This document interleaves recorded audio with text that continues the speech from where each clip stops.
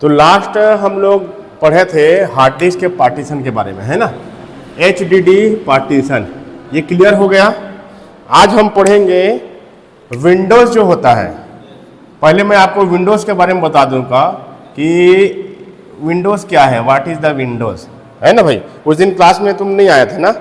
तो विंडो क्या है, एक OS है। OS का मतलब जानते हो, ऑपरेटिंग सिस्टम, जो किसी एक कंप्यूटर में इंस्टॉल रहता है। तो विंडोज़ का प्रकार भी अलग अलग होता है। कैसे प्रकार अलग होता है इसे मैं बता देता हूँ। विंडोज़ के भी प्रकार अलग अलग होंगे, इसके कंपनीज भी अलग अलग होंगे। जैसा विंडोज़ है, इसके बाद लाइनेक्स है ना, ये अबंटू है। ऐसा बहुत सारे ऑपरेटिंग सिस्टम है जो यूजर के उपयोग के हिसाब से, कंपनी के उपयोग के हिसाब से, है ना, अलग अलग होते हैं। फिलहाल अभी हम बात करेंगे विंडोज़ के ऊपर, है ना, क्योंकि जनरली हमारा जो कोर्सेज है ना, वो विंडोज़ बेस पे चलेगा। लाइनेक्स आगे पढ़ेंगे। तो विंडोज़ वैसे तो बहुत विंडोज़ NT ये स्टार्ट हुआ था बहुत पहले, उसके बाद विंडोज़ 98 आया, इसका वर्जन है ना। विंडोज़ 98 आया, उसके बाद XP आया, इसके बाद अभी फिलहाल अभी विंडोज़ 7 चल रहे हैं। जो आप कंप्यूटर लैब में देखते हो ना, वो विंडोज़ 7 डला है। इसके बाद आता है विंडोज़ 10, फिर अभी रिसेंटली चल रहा है विंडोज़ 11। ये जो विंडोज़ 11 है ना, ये सबसे लेटेस्ट है विंडोज़ 11, जिसका अभी उपयोग हम लोग कर रहे हैं। और विंडोज़ ये मतलब 3 अभी फिलहाल चल रहा है। किसी के लैपटॉप में विंडोज़ 7 से लेके 11 तक ऑपरेटिंग सिस्टम डला हुआ है। तो ऑपरेटिंग सिस्टम का मेन चीज काम क्या होता है, ये अपन समझेंगे। और किसी कंप्यूटर लैपटॉप में विंडोज़ ऑपरेटिंग सिस्टम क्यों डालते हैं। तो विंडोज़ ऑपरेटिंग का एकदम ध्यान से समझना, 2 काम होता है। पहला अभी तक तुम पढ़े हो मदरबोर्ड, रैम, है ना।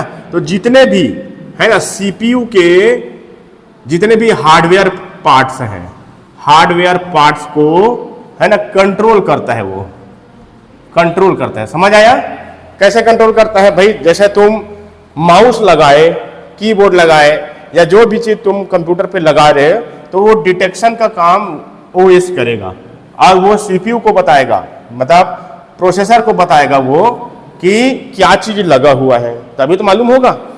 अब तुम जैसे आगे की क्लास में पढ़े थे, माउस रहता है उसमें 5 वोल्ट रहता है, किसी में कोई चीज में 12 वोल्ट रहता है। तो जब USB पिन में लगाते हैं तो उसमें 4 पिन होता है। जैसे लगाएंगे ना, तो 2 पिन उसका पावर का रहता है, ये पता है ना, और 2 पिन साटा का रहता है। वैसे ही हार्ड डिस्क में जब अपन बात करते हैं, तो हार्ड डिस्क में भी 2 पिन रहता है, एक पावर वाला, क्लियर हुआ, और एक क्या रहता है, साटा वाला। तो भाई अपन पावर वाला 12 वोल्ट लगा दिए तो इससे थोड़ी हार्ड डिस्क चालू हो जाएगा। पावर लगाने से सिर्फ घूमना चालू होगा, ठीक। लेकिन मदरबोर्ड को कैसे पता चलेगा, या कंप्यूटर को कैसे पता चलेगा कि उसमें 500 GB लगा है या 1 TB का हार्ड डिस्क लगा है। तो वो यहीं से संभव होता है। अब समझ आया बात। अभी तक हम पावर के बारे में पढ़े हैं। जैसे ही OS चालू होता है ना, तो ये डिटेक्ट करता है, पावर भेजेगा, डिटेक्ट करेगा, और वापस CPU को पता चल जाता है कि इसमें 1 TB का हार्ड डिस्क लगा हुआ है। उसके साथ साथ ऑपरेटिंग सिस्टम ये भी करता है कि कितने GB का उसमें हार्ड डिस्क लगा हुआ है, हार्ड डिस्क जो लगा है वो कौन सी कंपनी का है, हार्ड डिस्क कितना स्पीड में घूम रहा है, उसका पार्टीशन क्या है, ये सब मिला करके। ऐसे ये एक पार्ट का उदाहरण है, मतलब हार्ड डिस्क का उदाहरण है। तो वैसे ही आप रैम लगाओगे, रैम लगा तो वो कितना GB है, वो सबको क्या है OS डिटेक्ट करेगा। डिटेक्ट करने के बाद वो पूरा कंप्यूटर को ऑप्टिमाइज करता है। तो पहला काम ये है, जितने भी हार्डवेयर लगाओगे उसको ऑप्टिमाइज करेगा, डिटेक्ट करेगा, और उसकी जानकारी कंप्यूटर में रखता है। तो ये पहला OS का काम है, ठीक, हार्डवेयर का हो गया। दूसरा काम ये होता है कि OS के अंदर बहुत सारे सॉफ्टवेयर रहते हैं, सॉफ्टवेयर इसके अंदर, ठीक है। OS तो एक खुद में ऑपरेटिंग सिस्टम है, इसको सॉफ्टवेयर नहीं बोलेंगे।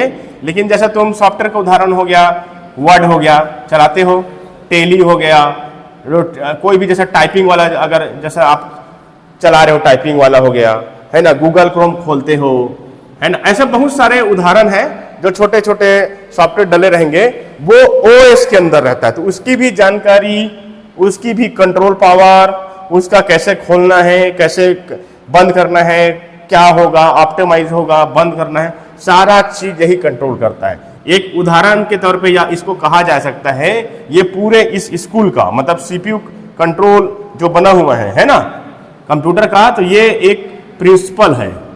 प्रिंसिपल मतलब ये मेन मुखिया है जो इस पूरे सॉफ्टवेयर और हार्डवेयर को कंट्रोल करता है। यदि किसी कंप्यूटर में ओएस नहीं होगा तो चालू भी नहीं होगा, पहली बात।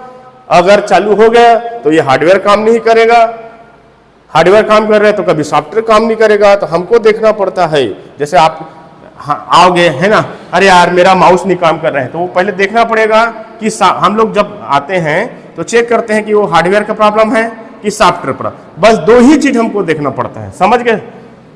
कोई आया माउस नहीं चल रहा है तो ऐसा थोड़ी डायरेक्ट माउस को बदल दे, हो सकता है भैया उसमें 5 वोल्ट नहीं मिल रहा है, तो ये हार्डवेयर वाला सेक्शन है। 5 वोल्ट सही है तो फिर उसका डिटेक्शन नहीं है, वो ओएस का प्रॉब्लम है। कई बार क्या होता है, यदि ओएस में खराबी, विंडोज में ही यदि खराबी आ जाएगा तो कोई भी कीबोर्ड, माउस, वाईफाई, इंटरनेट चलना बंद हो जाता है। तो हमको दो जगह को देखना पड़ता है, समझ आया।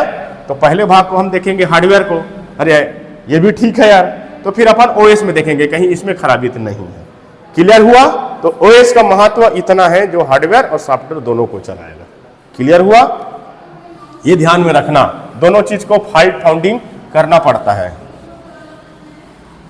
अब जैसे ओएस के प्रकार देखेंगे तो विंडो एक्सपी था, बताया ना, विंडो 7 था। तो जो पुराना हो गया है आउटडेटेड बोलते हैं, जो पुराना हो जाता है जिसका उपयोग नहीं है उसको अपन नहीं देखेंगे।